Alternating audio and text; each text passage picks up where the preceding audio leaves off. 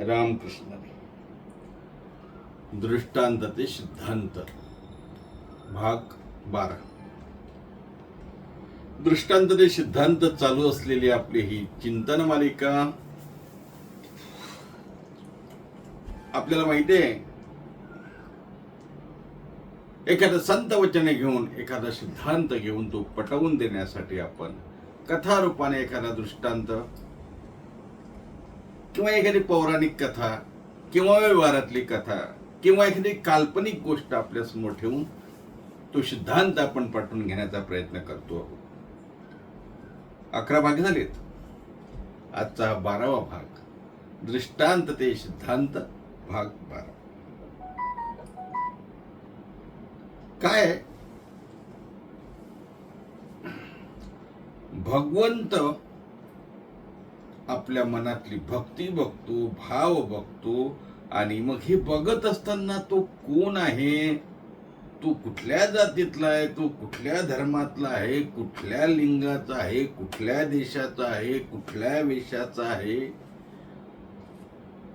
तो विद्वान आहे, तो ज्ञानी आहे, तो त्या ठिकाणी शिकलेला आहे, सुशिक्षित आहे, अशिक्षित आहे, हे काहीही बघत नाही. तो फक्त त्यातला भाव बघतो. हा सिद्धांत आहे. भगवंताला फक्त भाव बघतो, बाकी भगवंत काहीही बघत नाही. तुकोबाराय म्हणतात, तो उंच जातीतला आहे, तो नीच जातीतला आहे, तो उंच म्हणजे उच्च पदावर आहे की खालच्या पदावर आहे, तो वरचा म्हणजे काय म्हणायचं त्याला, हो, श्रीमंत आहे की गरीब आहे, तो बंगल्यात राहतो की तो झोपडीत राहतो, याचा विचार न करता, कुठल्याही उंच नीचतेचा विचार न करता, उच्च नीचतेचा विचार न करता,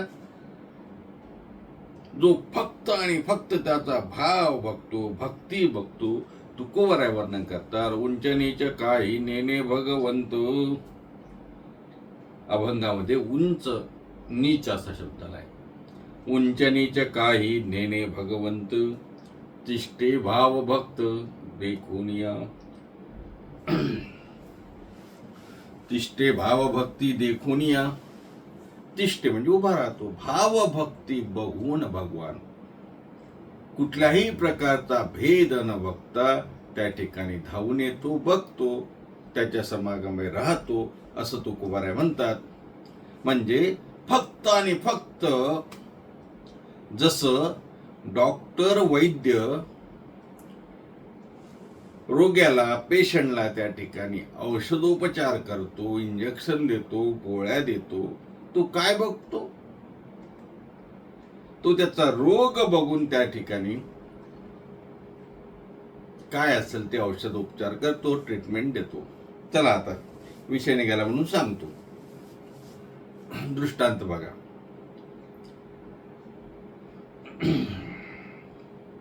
पूर्वीचा काळ, गावामध्ये डॉक्टर कमी यायचे, डॉक्टर नव्हते गावामध्ये. आता तर प्रत्येक ठिकाणी गल्लोगल्ली डॉक्टर झाले. पूर्वी डॉक्टर यायचे नाही महाराज खेड्यापाड्यात, आणि मग बाहेर गावावरून ते त्यांना आणावं लागे, त्यांची पेटी धरायची एका हाती, आणि डॉक्टर मागे मागे पायी यायचे, एखाद्या गाडीवर यायचे, मग कोणतरी पेटी धरून यायचं, घरी आणायचं. असा काळ. गावामध्ये गावातले श्रीमंत सावकार बिमार पडलेत. काय झालं? बिमार पडले म्हणजे आजारी झाले. मग आजारी झाल्यामुळं काय झालं, डॉक्टरांना आणायचं. माझा डॉक्टर कुठल्या दुसऱ्या गावात, 5-6 किलोमीटर गावावरून डॉक्टराला आणायचं. बरं ठीक आहे, काय त्या ठिकाणी बैलबंडी वगैरे पाठवली असेल त्यावेळेस, किंवा डॉक्टर आपले गाडी घेऊन आले असतील, स्कूटर, राजदूत वगैरे त्यावेळेस होते. डॉक्टरला आणायला माणूस गेला. डॉक्टर आले. श्रीमंताला त्या ठिकाणी डॉक्टरांनी तपासलं, चेक केलं, काय असेल ते विचारलं, तुम्हाला काय झालं, कसं काय जे असेल ते. आता त्या श्रीमंताला त्या ठिकाणी जोराची थंडी आणि जोराचा ताप, म्हणजे मलेरिया टाईप, थंडी वाजून ताप. आता थंडी वाजून ताप, डॉक्टरांनी काय असेल ते इंजेक्शन दिलं, औषधं दिली, गोळ्या दिल्या. ह्या 3 टाईपच्या गोळ्या, सकाळी घ्या, दुपारी घ्या, संध्याकाळी घ्या, झोपताना घ्या, काय असेल ते, जेवणानंतर घ्या, नेहमीच्या डॉक्टरची टिपिकल. इंजेक्शन दिलं आणि गोळ्या दिल्या आणि सांगितलं हे तुम्ही औषध घ्या, तुम्ही बरे व्हाल. श्रीमंत सावकारांनी काय, आता नेहमी श्रीमंत आहे, काय असेल ते फीस दिली असेल, काय पैसे दिले असेल, डॉक्टर निघाले. डॉक्टर बाहेर पडले.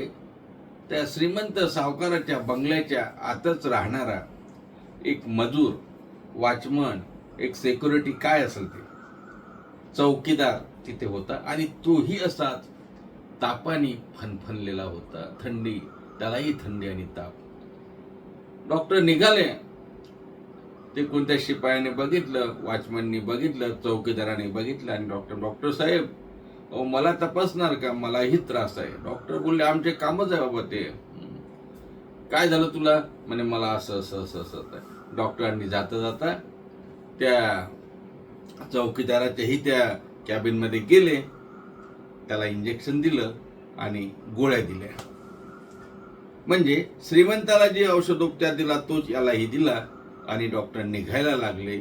श्रीमंताला याची जाणीव झाली की डॉक्टर कुठेतरी थांबले होते, म्हणून श्रीमंताने विचारलं का रे काय झालं, कुठे थांबले होते.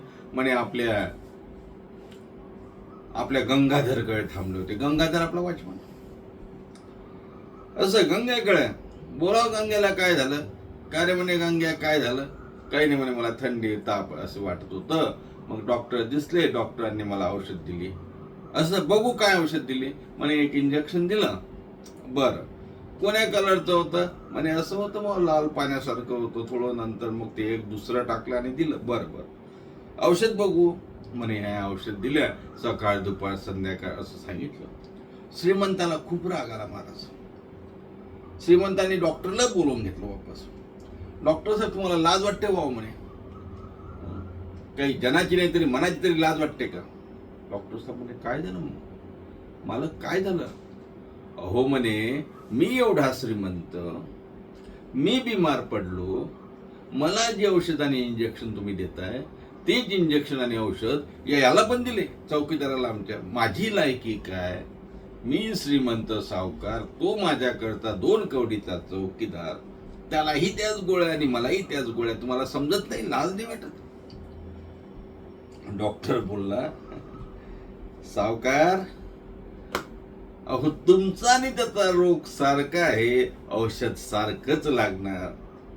तुम्हाला जर देवाच्या कृपेने मोठा रोग झाला असता तर मग त्याला मी छोटं जे आता दिलं ते औषध दिलं असतं आणि तुम्हाला मोठं औषध दिलं असतं, एखादं ऑपरेशन सांगितलं असतं. पण तुमचा आणि त्याचा रोग आता सध्या सारखा आहे ना. अर्थात रोग हा श्रीमंताला असू द्या, गरीबाला असू द्या, रोगावरचं औषध एक आहे आणि डॉक्टर तेच औषध त्याला देऊ शकतो. असं नाही ना तुम्हाला ताप आहे मला ताप आहे, मी क्रोसिन घ्यायची, तुम्ही आपली दुसरीच घ्यायची, असं नाही. अहो कंपनी दुसरी असेल पण कंटेंट तेच असावी की नाही, पॅरासिटामॉल.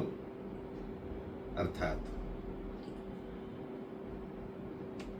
रोग्याला त्याचा रोग बघून तो कोण आहे, कुठल्या जातीतला आहे, कुठल्या धर्मातला आहे, कुठल्या पंथाचा आहे याचा विचार न करता औषध सारखंच, दोघांना एक रोग असेल तर सारखंच औषध द्यावं लागतं. तसं तुकोबाराय म्हणतात भगवान या ठिकाणी तू श्रीमंत आहे, गरीब आहे, उच्च आहे, नीच आहे, म्हणजे त्या आपल्या समजेप्रमाणे. बरं, तसं नीच आणि उच्च असं कोणी नसते जगतामध्ये. कोणी जातीनं धर्मानं असा उच्च आहे आणि कोणी नीच आहे असं समजण्याचं कारण नाही. आपल्या संप्रदायामध्ये जाती भेदाचं समूळ उच्चाटन पूर्वीपासून झाले महाराज. त्याच्यामुळं प्रत्येक जण आपापल्या पद्धतीनं उंच आहे आणि प्रत्येक जण आपापल्या पद्धती यांनी नीच आहे. आपल्या कर्माने आपल्याला नीच आणि उच्च असं म्हणता येते. तुकोबाराय म्हणतात आम्ही ते बघतच नाही.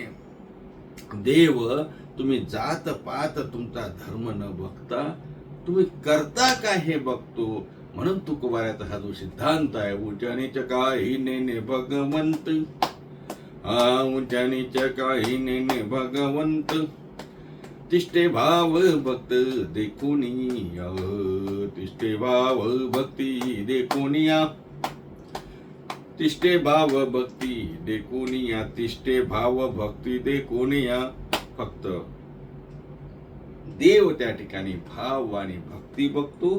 तुमचा व्यवसाय बघत नाही, तुमचा धर्म, तुमची जात बघत नाही, तुमचं कार्य बघत नाही, तुमचा व्यवसाय बघत नाही, तुमची नोकरी बघत नाही, तुमचा बंगला बघत नाही, तुमची झोपडी बघत नाही. तो फक्त आणि फक्त भाव बघतो. जसं डॉक्टर तुमची श्रीमंती गरिबी, तुमचा जात धर्म न पाहता तुमचा कुठला रोग आहे त्या रोगाला, तो गरिबाचा असो की श्रीमंत असा, तो जे लागणार औषध आहे ते दोघांनाही त्या ठिकाणी सारख्या कंटेंटचं द्यावं लागतं. अर्थात हे उदाहरण सांगण्याचं कारण एवढंच आहे की जसं समान रोग असतील तर औषध एकच आहे, तसं तुमचे आमचे सर्वांचे समान रोग आहे ना. कुठला रोग आहे आपला? भवरोग. आणि मग भवरोगाचं औषध काय असेल? भवरोग जर घालवायचा असेल तर भवरोगाचे जाय आणि काय, अहो दुसरं काय लावलं तुम्ही?